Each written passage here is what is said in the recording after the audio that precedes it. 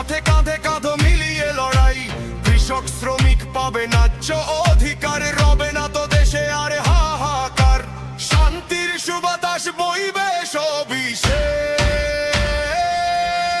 তারি পাল্লার হবে এই বাংলাদেশ।